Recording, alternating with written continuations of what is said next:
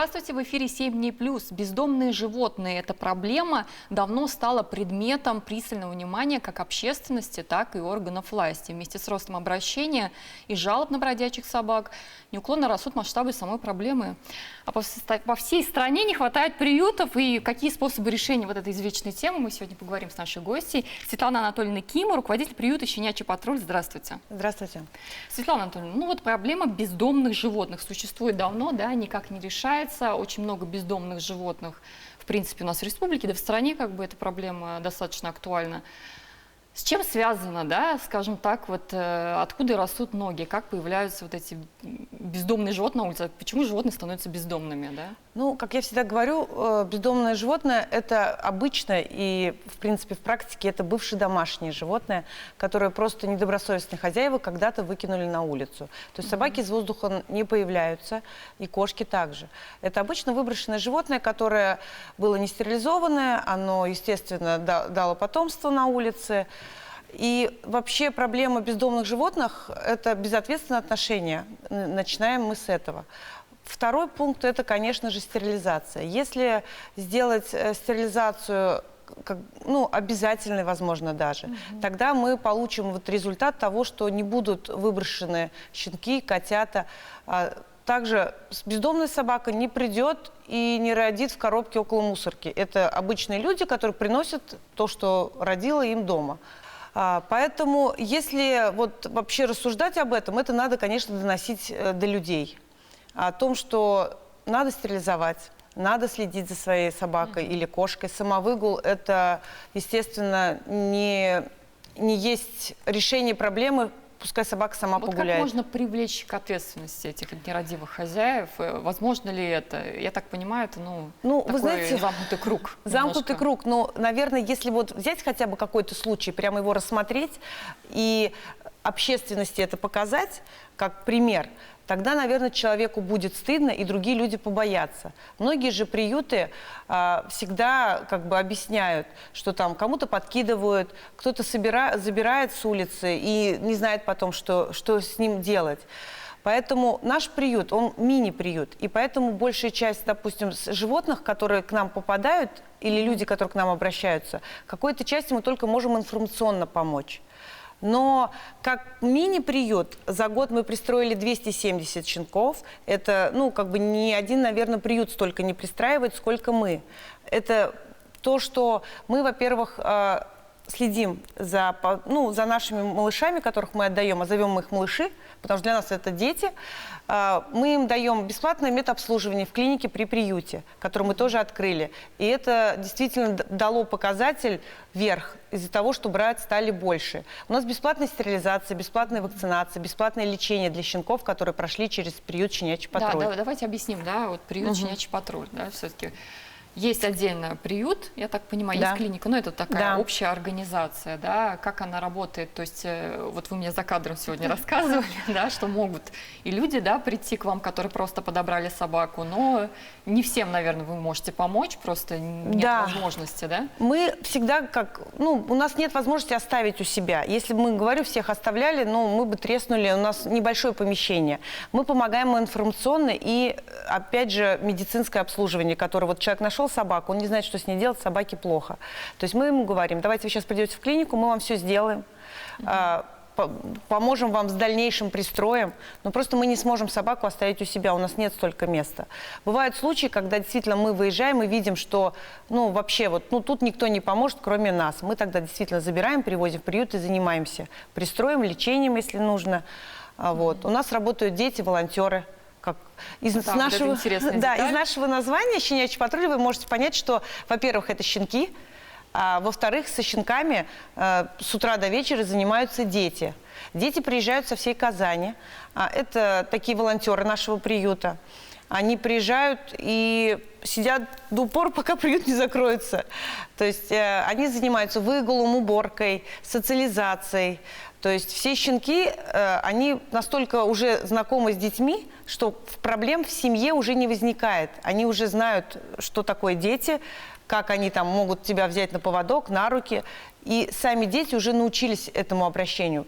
У них все, кто у нас работает сейчас волонтерами, у них не было своих животных.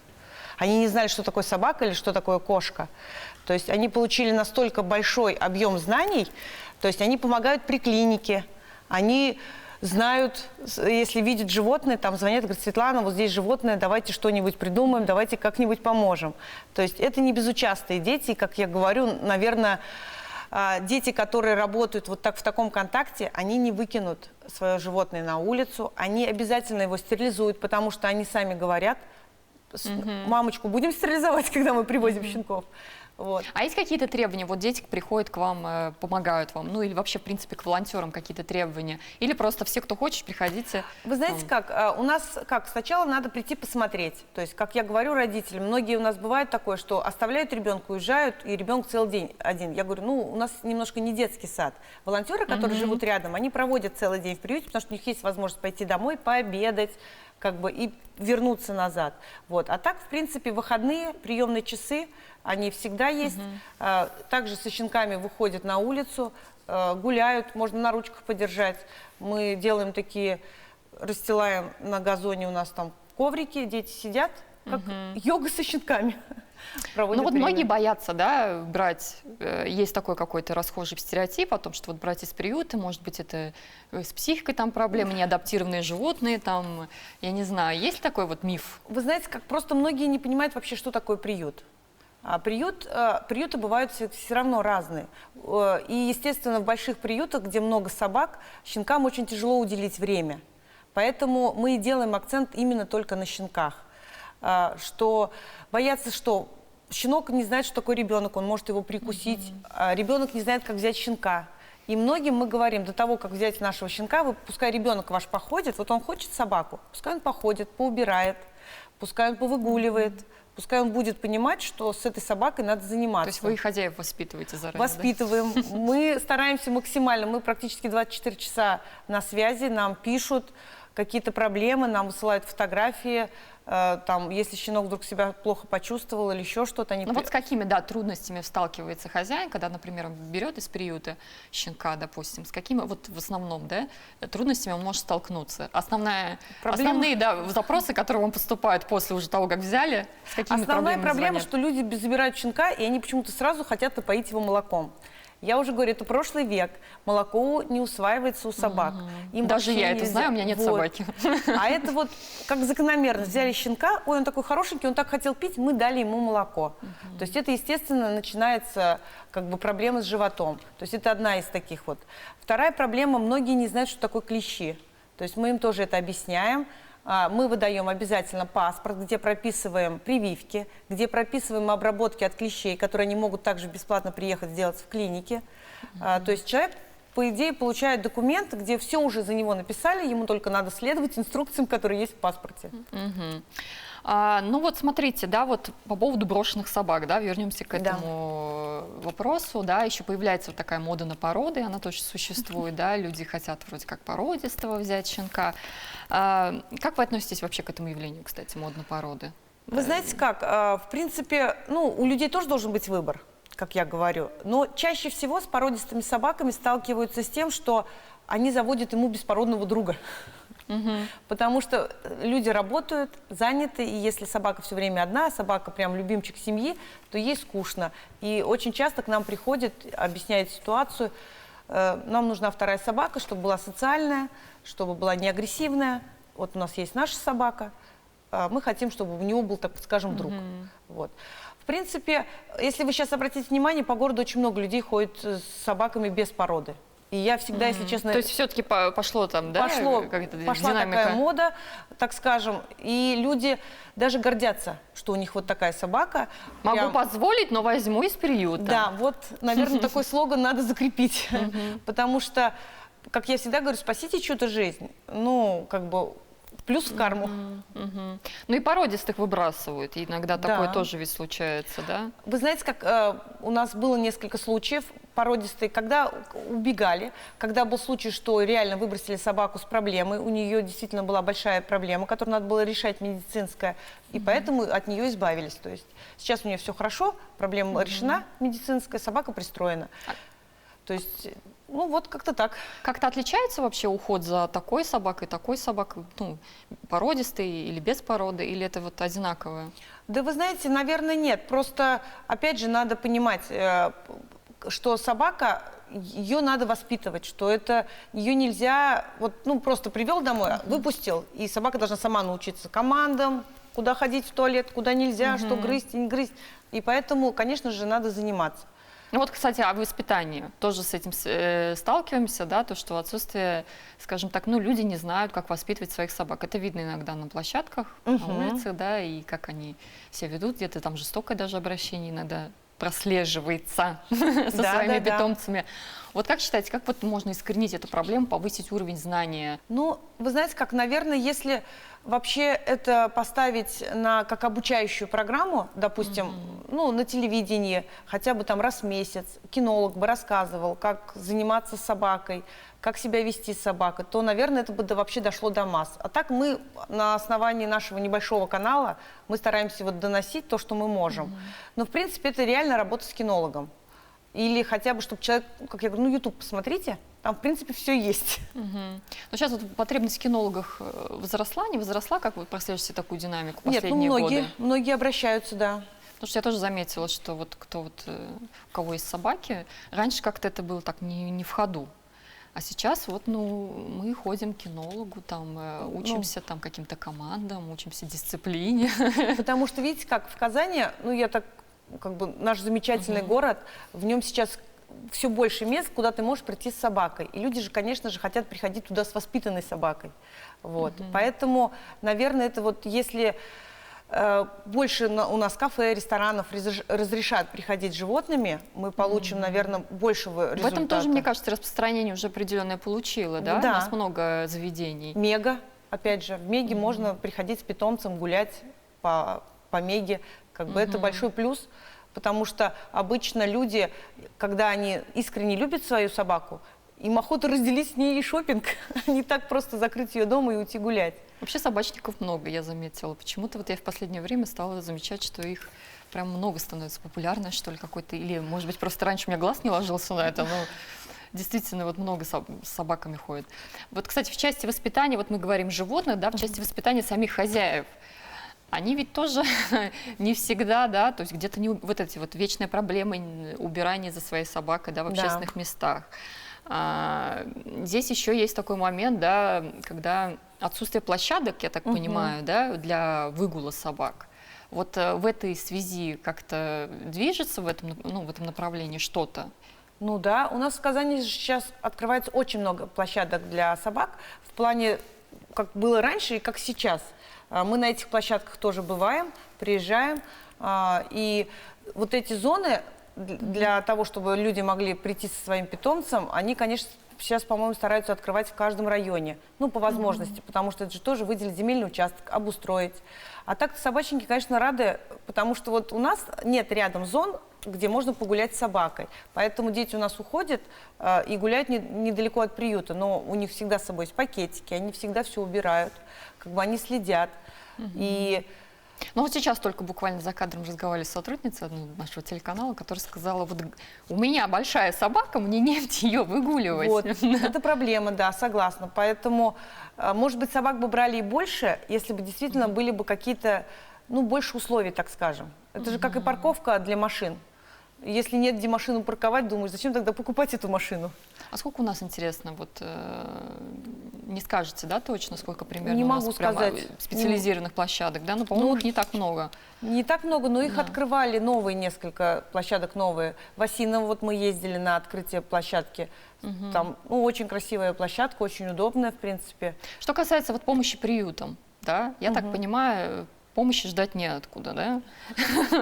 Ну, это, да, все сложно. Да, все сложно. Статус все сложно. Поэтому вот расскажите, да, вот какая основная проблема у приютов? В чем они нуждаются? Может ли как-то помочь власть? Могут ли помочь какие-то простые, да, наши граждане? Ну, смотрите, в нашем случае, когда у нас действительно возникает какая-то потребность, с которой мы сами не можем справиться, мы в группе пишем об этом. Вот. А так, конечно же, приют всегда нуждается. Корма, пеленки, там, желешки. Все то, что нужно приюту каждый день. Потому что то небольшое количество собак, допустим, в нашем приюте, Но у нас, мы вот подсчитывали, где-то около 70 собак по городу, которые живут в своей среде. Мы их не трогаем, мы их прививаем, обрабатываем, мы следим за их здоровьем, стерилизуем. Но нам просто их и некуда забрать, и, в принципе, где они живут, ну, всех все устраивает. То есть у них есть будки, за ними следят, мы привозим корма. То есть люди привозят нам, мы, естественно, ездим и делимся с теми, кому эти корма тоже нужны. То есть основная проблема отсутствие все-таки финансирования, ну, да? Конечно. И... Так бы, конечно, мы бы развернулись. А вообще приюты в основном ведь строятся, я так понимаю, частными лицами, да? Это никогда государство не берет, да, на себя ответственность в этом смысле? Такого нет. Но вот у нас все-таки мы подходим к главному вопросу порой бездомных животных, да, это вечный вопрос за и против, отстрел у нас запрещен, и слава богу, ну, на мой взгляд. Вот, что делать с этими животными, да, приютов на всех не хватает, ну, мы не можем ответить на этот вопрос, мне кажется, уже много лет. Что делать с этими животными в плане, вот, как ваше мнение, в плане, может быть, законодательной даже в какой-то степени, что должна сделать власть, вам как кажется? Ну, смотрите, если сделать стерилизацию обязательной, то, я думаю, через несколько лет мы получим очень маленькое количество бездомных животных на улицах. У нас сделали, по-моему, чипирование, да, какое-то? Да, но надо прям делать, вы знаете, в обязательном порядке, потому что многие неохота, лень, проще щенков этих привезти и выкинуть, и поэтому одна собака в год может 2 раза родить по 10 щенков, это вы уже 20 стаю получите, 20 собак.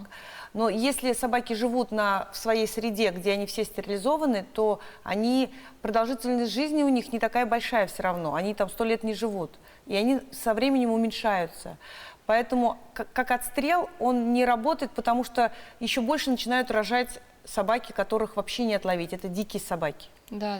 Это как природа, она все равно заполняет эту пустоту, поэтому это немножко бессмысленно и, естественно же, жестоко. И, в принципе, это не работало до этого. И сейчас то количество собак, которых в нашем городе, вот, ну, туристы нам звонят, они говорят, в вашем городе очень мало бездомных собак. Как вы этого добились? Это вы что, да? Да, конечно. По сравнению, да? Потому что в других городах, действительно, приезжаешь, везде бездомные собаки. Везде сидят прям вот, ну, в плачевном состоянии. У нас собаки, которые находятся на улицах, они с бирочками, они все толстенькие, упитанные. То есть у них практически у всех есть кураторы. Куратор – это человек, волонтер, который курирует эту собаку. Он поставил бирку, собака записана как бы на него, и он смотрит, вот как мы, возит корм, смотрит за ее здоровьем, следит, как она, где. Если она там поменяла место жительства, то ее забирает и привозит назад. То есть, поэтому Казань, город сейчас, такого количества бездомных животных нет, как в других городах. И, наверное, то есть мы еще как бы мы еще в топе, в том, что мы, да, молодцы, мы работаем. Просто каждый год, да, вот мы слышим эти истории, там кто-то на кого-то напал, там дикие собаки на каких-то детей, ну, всякие трагические случаи, да, вы понимаете. Собака бездомная, реально, которая выросла на улице, они практически не кусаются, потому что мы же ходим к этим собакам. Вот мы их видим, мы их там пытаемся отловить, стерилизовать. В основном кусают домашние собаки, которые вот выбросили на улицу. Они обозлились. У них как стресс, у них ненависть и агрессия, потому что эти бездомные, которые живут на улице, они вот видят вас или меня. Мы у них единственная возможность дать еду или воду. Они точно вас не будут и меня кусать, потому что они понимают, вы принесли еду, зачем я буду вас кусать. А кусают как раз домашние собаки, которых когда-либо выбросили, когда-либо человек обидел. То есть что нужно вот сделать, да, чтобы поменять вот это вот, скажем так, развить вот это гуманное отношение, наверное, против, ну, жестокости жестокого обращения, скажем так, с животными, да, вот людей. Вот что можно сделать, скажем так, есть какие-то пути? Ну, надо работать, конечно, начинать работать с детьми, потому что закладывать это все надо по кирпичику изначально со школы, чтобы дети понимали, что собака это не игрушка, что ее нельзя попросить на день рождения, а потом выкинуть через 2 дня, что она там накакала или насикала на любимый ковер мамы. Вот. Поэтому надо работать с детьми, и, естественно, дети будут носить это до родителей, потому что родители все равно прислушиваются к детям. Взрослого человека очень тяжело в чем-то убедить. А ребенок, когда он придет и скажет маме: мама, нельзя выкидывать собаку на улицу, давай мы лучше ей найдем дом, если мы ее не можем держать, то здесь будет немножко другая ситуация. Мы получим, в принципе, будущее, где не будет жестокого обращения.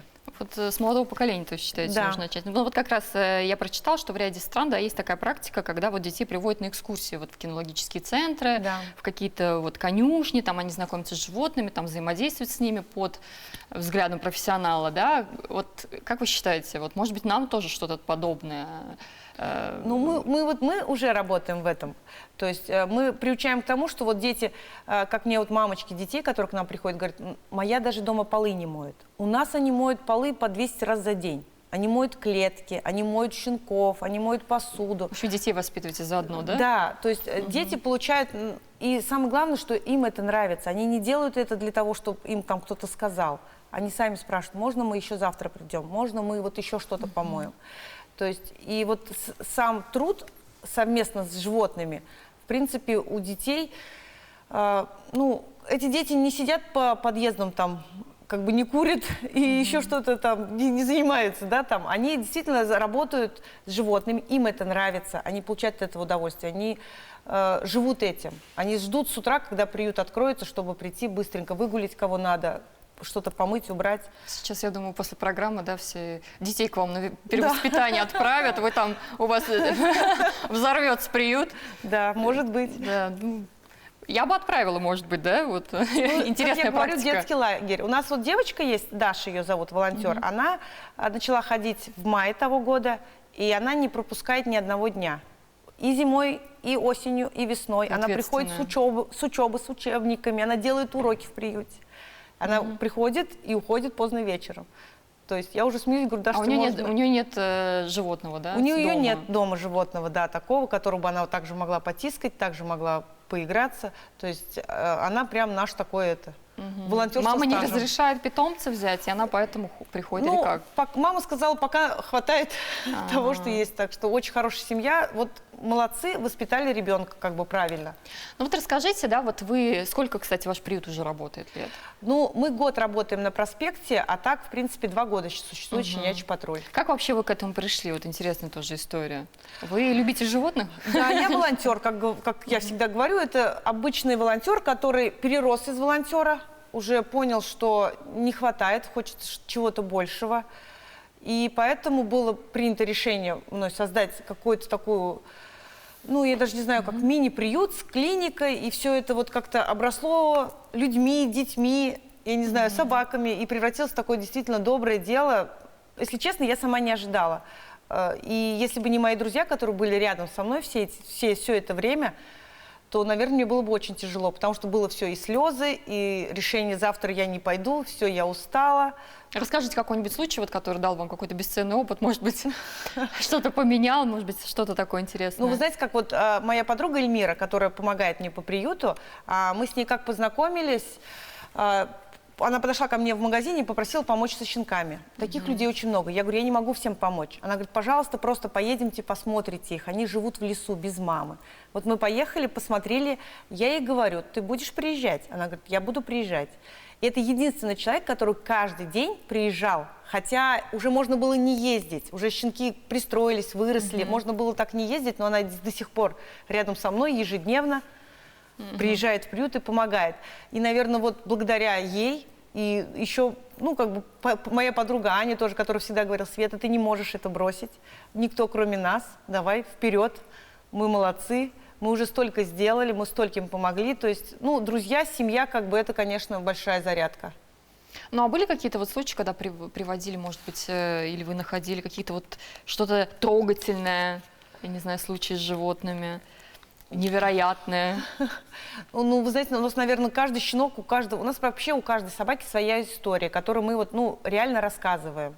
Там кого-то выбросили в коробке, он живет в магазине, мы забираем. Кого-то несколько дней бродил щенок, никто не забрал, в кафе люди приютили, попросили, помогите, мы забрали, пристроили собаку. То есть вот каждая история, мы иногда выкладываем прям привет из дома, и что было с этим щенком или собакой до этого, Все как она эту жила. историю полную, Да. Ну вот даже вот пример приведу, у нас у подруги моей, Татьяны, волонтера тоже, собака пропала, которую она пристроила 70 километров, по-моему, от Казани. Мы с ней поехали ее искать. Мы эту собаку не нашли в тот день, но мы нашли целую семью, мамочку и 2 маленьких щенков, которые кусались, как вообще вот крокодилы, можно сказать. Мы их ловили всей деревней, потому что они там были не нужны. Если уж честно, от них вообще хотели все избавиться. Мы ловили, несколько дней туда приезжали. В итоге мы отловили всю семью, привезли в Казань. Пристроили, осталась вот только одна девочка. Мамочку, которую, боялись брать на руки. Сейчас она живет в семье, в ней души не чают, она спит с хозяевами, как они говорят, она с нами 24/7. То есть мы вот изменили судьбу вот просто потому, что в этот момент у нас там потерялась собака. То есть мы никогда туда не ездили, это очень далеко. В итоге... Сколько у вас у самой-то собак? Есть собаки? Есть у себя в квартире, я имею в виду. Я живу в своем доме, да, у меня очень много собак. Как говорит мой муж, не говори, сколько у нас собак, но собак у меня много. Есть собаки-инвалиды, к сожалению, которых как бы я не могу пристроить, я понимаю, что их не пристроишь. Есть собаки с тяжелой судьбой, которым я тоже обещала, что я их тогда оставлю себе, если они выживут. Поэтому они живут все у меня. Спасибо, Светлана, что вы пришли. Спасибо за ваше дело. Я желаю вам удачи, терпения, конечно. Да, спасибо. Спасибо телезрителям, что были с нами. И до скорых встреч. Спасибо.